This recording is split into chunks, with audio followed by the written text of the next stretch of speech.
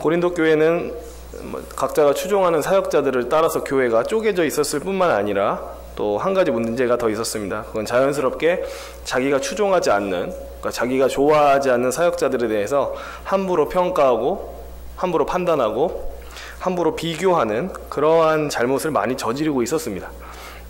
이 문제에 대해서 바울이 앞서 고린도전서 4장 1절에서 5절에서 막 얘기를 합니다. 이것과 관련해서 어떤 얘기를 하냐면, 나는 사람들의 평가에 신경 쓰지 않는다.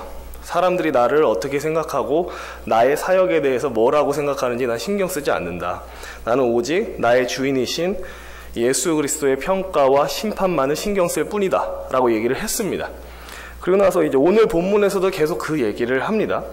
그러니까 바울은 잘 알고 있었습니다. 뭘 알고 있었냐면, 고린도 교인들의 그 입에서 입으로 자기에 대한 그 험담이 많이 돌아다니고 있다는 걸 알고 있었습니다. 지난주에도 말씀드렸지만 예를 들어서 돈을 밝히는 사람이다, 혹은 편지로 대할 때는 참 강한 사람이지만 실제로 얼굴로 대해서 봤을 때는 영 별로다, 말이 시원치 않다, 약하다, 이런 식으로 바울에 대해서 안 좋게 얘기하고 평가하는 사람들이 되게 많았습니다.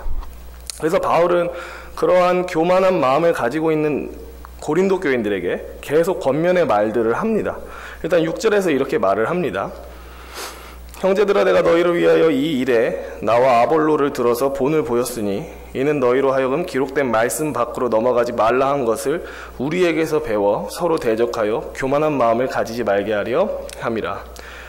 여기서 이제 바울이 이런 얘기를 합니다. 기록된 말씀 밖으로 넘어가지 말아라. 근데 사실 이것만 가지고는 여기서 바울이 무슨 얘기를 하는지 잘 모르겠습니다.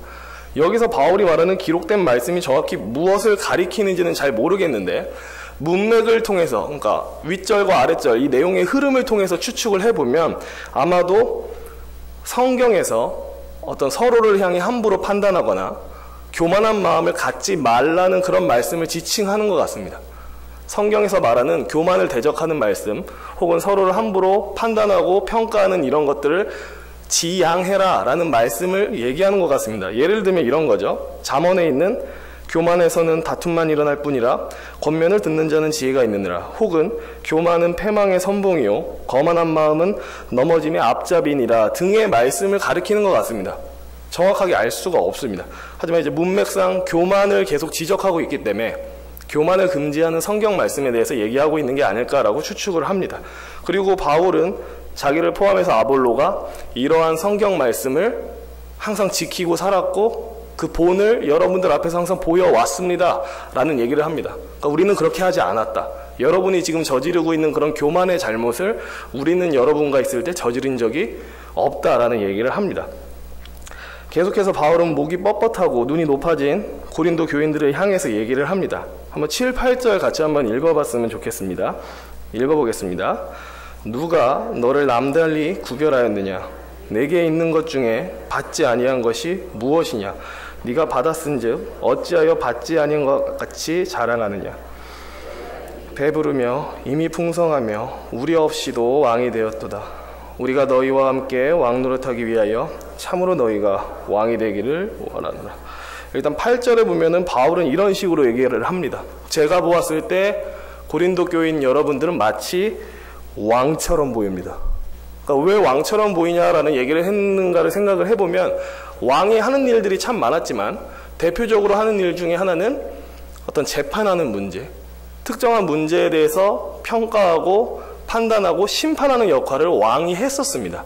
백성들이 찾아와서 이러이러한 일로 억울하니까 풀어주세요 라고 하면 왕이 들어보고 판단하고 평가하고 심판하고 결과를 내리는 이런 일을 했었습니다.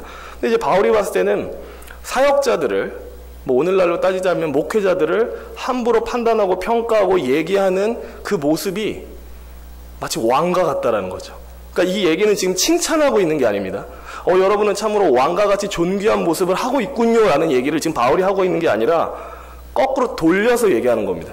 여러분은 여러분 스스로를 너무 과대평가하고 있군요. 여러분은 여러분 스스로를 너무 존귀하게 생각하고 있군요. 마치 왕과 같이 왕국에서 군림하여서 모든 것을 쉽게 평가하고 판단하고 결론 내리고 심판하는 듯한 모습을 여러분이 보여주고 있군요 라고 지금 바울이 돌려서 얘기하고 있는 겁니다. 왕과 같다, 멋지다라는 얘기가 아닙니다. 여러분이 너무 선을 넘었습니다. 이 얘기를 지금 바울이 하고 있는 겁니다. 바울은 계속해서 이런 식의 얘기를 하죠. 8절에서 너희가 이미 배부르다. 너희는 아주 배부르고 풍성해 보이는구나.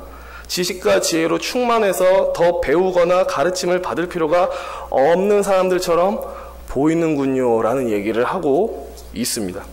그리고 바울은 이러한 교만한 고린도 교인들을 잠잠케 할 말을 7절에서 던지는데 우리가 잘 알고 있는 말씀입니다. 이런 얘기를 합니다. 누가 너를 남달리 구별하였느냐? 너에게 있는 것 중에 받지 아니한 것이 무엇이냐?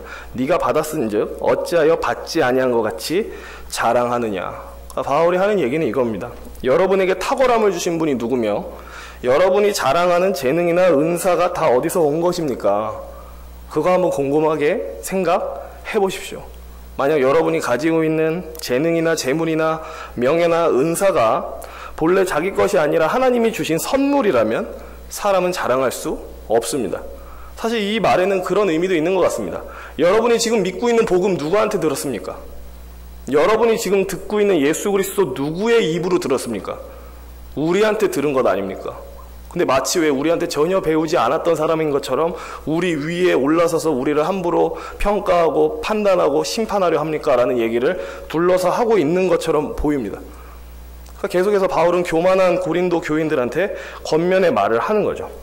그리고 이어서 바울은 교만하여 왕과 같은 모습을 하고 있는 그 고린도 교인들과는 확연하게 다른 자신들의 모습, 그러니까 바울을 포함한 동역자들, 그러니까 예수 그리스도를 전하기 위해서 여기저기 돌아다니고 있는 그런 사역자들은 지금 어떤 처지에 처해 있는지 얘기를 합니다.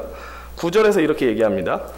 내가 생각하건대 하나님이 사도인 우리를 죽이기로 작정된 자 같이 끄트머리에 두셨음에 우리는 세계 곧 천사와 사람에게 구경거리가 되었노라.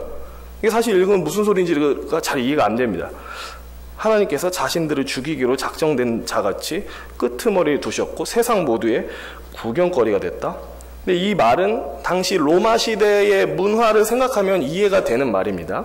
그러니까 로마 시대 때 로마 군대가 전쟁을 하고 승리하면 이제 개선 행진을 합니다. 이제 딱 당당한 모습으로 그 도시 안으로 들어오는 거죠. 우리가 전쟁에서 승리했다라면서 개선 행진을 합니다. 근데 그 개선 행진을 할 때 특징이 뭐냐면 그 개선 행진 줄에 가장 끄트머리에 따라오는 사람들이 있습니다. 누가 그 개선 행진의 가장 끄트머리에 따라오냐면 포로들. 전쟁에서 패배해서 비참한 몰골을 한 포로들이 그 개선 행진의 제일 끄트머리에 따라옵니다. 그러니까 한마디로 위대하고 괜찮은 사람들이 끄트머리에 따라오는 게 아니고 비천하고 불쌍한 사람들이 그 끄트머리에 따라오는 겁니다. 그래서 바울이 얘기를 하죠. 자기들이 마치 그런 모습 같다. 끄트머리에 따라오는 비참한 처지 같다라는 얘기를 합니다. 그리고 또 이 끄트머리에 따라갔던 그 포로들의 운명은 어떻게 됐냐면 이제 끄트머리에서 불쌍하게 따라오고 끝난 게 아니라 그들을 원형 경기장 안에다가 둡니다. 원형 극장. 아마 TV나 뭐 영화 보시면 로마의 콜로세움 다 보셨을 겁니다. 이렇게 동그랗게 생겨가지고 계단식으로 의자가 돼 있고 가운데가 이렇게 공터같이 돼 있는 그 원형 극장이 있습니다. 거기다가 그 포로를 넣습니다. 그 왜 넣냐? 뭐 춤추게 하려고 넣느냐? 그게 아니고 사자나 맹수와 싸우게 하려고 거길 넣습니다. 그거는 뭐 싸워서 이기라는 말이 아닙니다. 싸우다가 죽임 당해서 먹히라는 의미에서 그냥 포로를 던져 놓는 겁니다. 그럼 로마 사람들은 그걸 구경거리로 삼았죠. 재밌는 볼거리로 삼았죠. 그래서 막 그런 게 있으면 몰려서 막 봤죠. 그러니까 바울이 그 얘기를 그대로 하는 겁니다. 마치 전쟁에서 패배하고 개선행진 맨 뒤에서 따라오는 비참한 포로 같은 우리의 신세. 바울이 자기들의 신세가 그렇다는 거죠. 마치 맹수와 싸우다가 죽임당해야 될 것 같은 그런 비참한 신세. 그게 바로 나와 복음 사역자들이 지금 당하고 있는 상황이다라는 얘기를 합니다. 계속해서 이제 자기가 그리스도로 인해서 어떤 고난을 받고 있는지를 이제 좀 더 자세하게 열거를 합니다. 10절, 11절 같이 읽어보도록 하겠습니다. 우리는 그리스도 때문에 어리석으나 너희는 그리스도 안에서 지혜롭고 우리는 약하나 너희는 강하고 너희는 존귀하나 우리는 비천하여 바로 이 시각까지 우리가 줄이고 목마르며 헐벗고 매맞으며 정처가 없고. 보시면 반복되는 표현이 하나 있습니다. 뭐가 반복되냐면 우리는 그리고 또 반복되는 표현은 너희는, 계속해서 반복을 합니다. 우리는 이런데 너희는 다르구나. 우리는 이러한 처지에 놓여 있는데 너희는 이러한 처지에 놓여 있지 않구나. 여기서 말하는 우리가 누군지는 아실 겁니다. 여기서 말하는 우리는 바울을 비롯한 사도들, 그리고 복음 사역자들을 가리키는 말이고, 너희는 고린도 교인들을 가리키는 말입니다. 계속 대조해서 얘기를 합니다. 바울이 이런 식으로 얘기를 합니다. 나 바울은 그리스도 때문에 세상에서 어리석은 자 취급을 당하고 있지만 너희 고린도 교인들은 스스로를 지혜롭게 생각하고 있다. 우리는 사람들이 보기에 약해서 해를 당해도 저항 하나 하지 못하고 있지만 너희는 아주 강한 사람으로 살아가고 있다.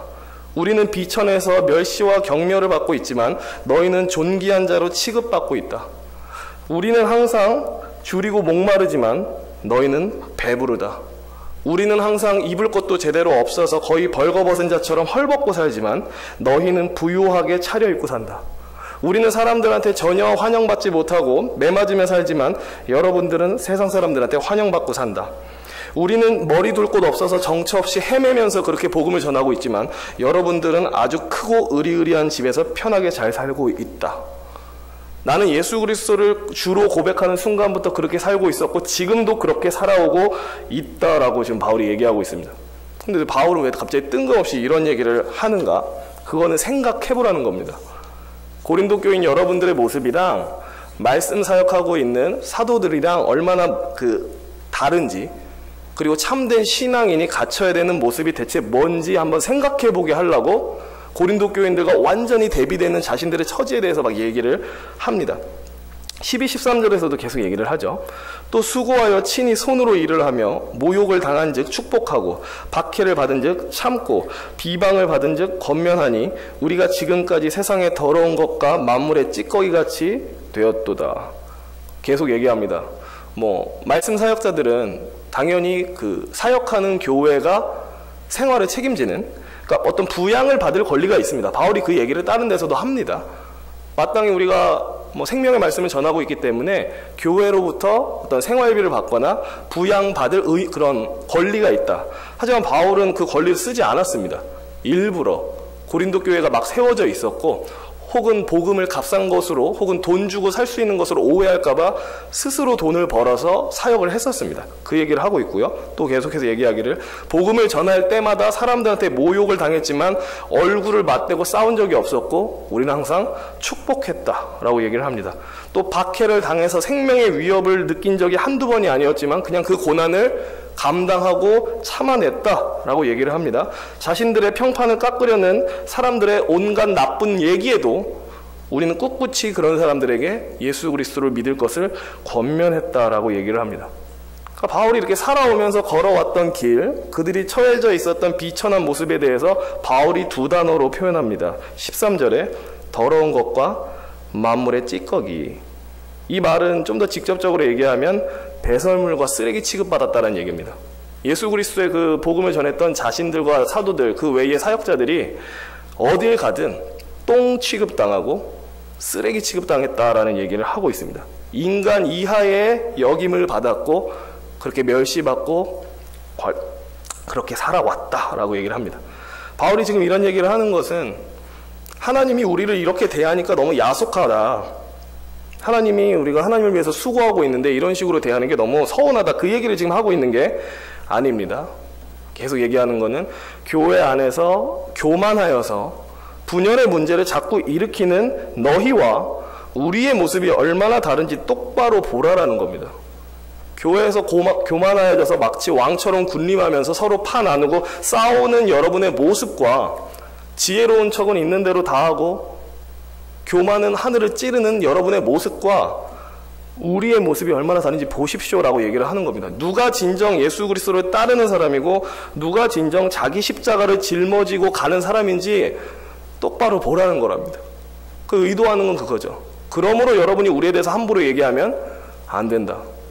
그러므로 여러분이 우리에 대해서 감히 이런 사람 저런 사람 입으로 입방아 찍고 오르락 내리락 하는 것은 옳지 못하다라는 얘기를 하고 있습니다.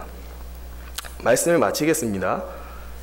지난주에도 같은 얘기를 드렸지만 항상 교만에 대해서 우리가 조심해야 될 것 같습니다.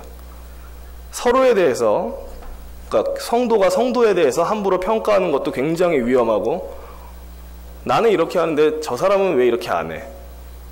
저 사람은 이런 종류의 사람일 거야. 내가 보니까 저 사람은 글러먹었어. 그러니까 뭐 여러 가지로 막 우리가 사람과 사람을 아주 쉽게 평가하고 판단합니다. 조심해야 될 것 같습니다. 그게 전혀 하나님께서 기뻐하실 모습이 아닙니다. 또한 성도와 성도끼리만 그걸 조심하는 게 아니라 사역자들에 대해서, 뭐 목회자나 그 외에 여러 가지 사람들에 대해서도 항상 조심해야 될 것 같습니다. 너무 쉽게 판단하고 평가하는 문제에 대해서 좀 보류하고, 입을 2마디 열고 싶으면 1마디만 하든지, 10마디 하고 싶으면 1마디만 하든지, 최대한 입을 열지 않아야 될 것 같습니다. 이 문제에 대해서. 그러니까 우리는 스스로를 매우 지혜롭고 탁월한 판단력을 가진 사람으로 스스로를 과대평가할 때가 많습니다. 내 판단은 옳아. 내가 저 사람 이렇게 보니까 이런 사람이 맞아. 내가 저 사람 보니까 앞으로도 그냥 이렇게 살 것 같아. 이런 종류의 사람이야, 저런 종류의 사람이야, 저 사람은 글러먹었어, 막 이런 식으로 우리가 다른 사람 평가하기를 아주 쉽게 합니다. 하지만 오늘 말씀을 보면서 다시 한번 생각해야 되는 것은, 우리가 이 교만의 문제에 대해서 다른 사람을 쉽게 판단하고 입으로 내뱉는 문제에 대해서 주의해야 될 것 같습니다. 교만한 공동체 안에서 참 하나된 연합은 찾을 수 없습니다. 목이 곧고 자기 스스로를 과대평가하는 사람들이 가득한 공동체는 진정한 연합이 존재할 수 없습니다. 그래서 우리가 성경의 권면처럼 겸손할 뿐만 아니라 다른 사람을 나보다 더 낮게, 시옷받침, 낮게 여기고 교만을 계속해서 대적해야겠습니다. 그래서 우리 신월중북교회가 겸손한 자들로 가득해서 하나됨과 연합이 이루어지는, 더욱더 이루어지는 그런 교회가 되기를 기원합니다. 기도하겠습니다. 하나님 아버지, 우리가 남을 판단하기 이전에 나는 과연 참된 예수 그리스도의 제자로 살고 있는지를 먼저 보게 하여 주시옵소서. 다른 사역자들이나 다른 성도들이 이렇다 저렇다라고 함부로 쉽게 평가하기 전에 과연 나는 정말 내 십자가 지고 예수님 따르고 있는 제자인지를 먼저 보게 하여 주시옵소서. 다른 사람에 대해서 얘기하는 것에 대해서 항상 조심하게 하시고, 쉽게 평가하고 판단하는 것에 대해서 입을 굳게 다물 수 있는 담대함과 용기를 허락하여 주옵소서. 마음속에 있는 거, 생각 속에 있는 거 꺼내기 급급한 사람이 아니라, 이게 과연 나의 영적 유익과 교회의 유익을 위해 해도 되는가를 항상 고민하며 입을 아낄 줄 아는 우리 모두 되게 하여 주옵소서. 교만을 대적하고 항상 겸손한 심령을 가져서 우리 교회가 더욱더 주 안에서 연합하고 하나 되어지는 복된 공동체 되게 하여 주시옵소서. 모든 것을 주님께 의탁드립니다. 예수 그리스도의 이름으로 기도합니다. 아멘.